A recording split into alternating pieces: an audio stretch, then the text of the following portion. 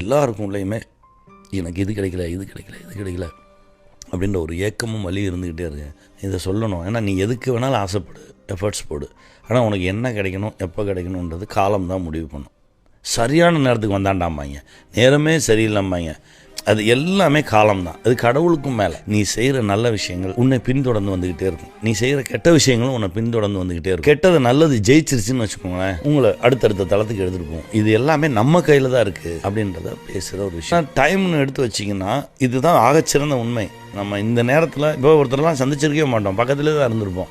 ஆனால் அதற்கான காலம் வரும்போது தான் நம்ம சந்திக்க முடியும். வாய்ப்பு அமையும். நான் அதை ரொம்ப நம்புகிறேன். எப்படி நம்புகிறேன் அப்படின்னா, மருத்துவக் கல்லூரி பேராசிரியர் அவர் வயசு ஒரு 75க்கு மேலே. திடீர்னு எல்லாரோடையும் சிரித்து பேசிக்கிறவர் இப்படி பார்த்துட்டு வாட் மிஸ்டர் சமுத்திரக்கணி நல்லா இருக்கீங்களா, சாம்பிள் மாதிரியே கொடுத்தா சிரிக்கிறேன். என்ன காசு கொடுத்தா தான் வைத்தியமா, போடு இப்போ ஒன்று போடு, தண்ணி எடுத்துக்கோ, போடு போ, நாளைக்கு ஒன்று போடு, நாளான்னைக்கு ஒன்று போடு, சரியாயிடும்.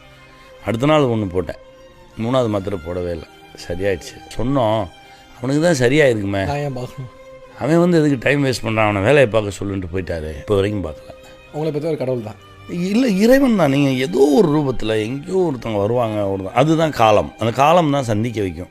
இதை நான் ரொம்ப முழுசாக நம்புகிறேன். எங்கள் அப்பா 5ஆம் வகுப்பு மட்டுமே படித்த ஒரு ஏழை விவசாயி.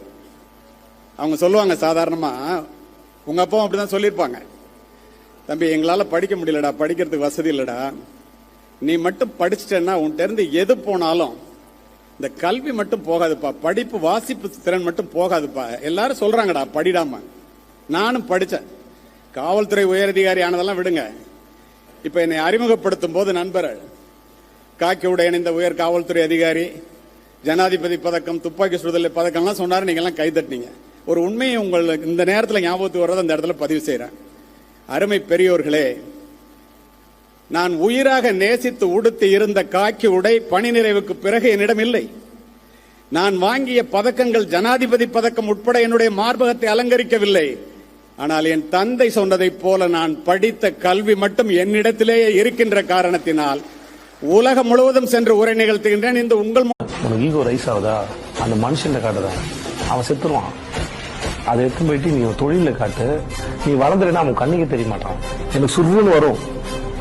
ஆனா இப்போ அப்படி ஒத்து இல்லை, இவனுக்குலாம் காட்டி பிரயோஜனம் சொல்லிட்டு நான் வேற இடத்துக்கு போனேன். ஏன்னா நீ எனக்கு சமம் நினைக்க போய் தானே நீ என்கிட்ட காட்டுற இல்லை அப்படின்னு.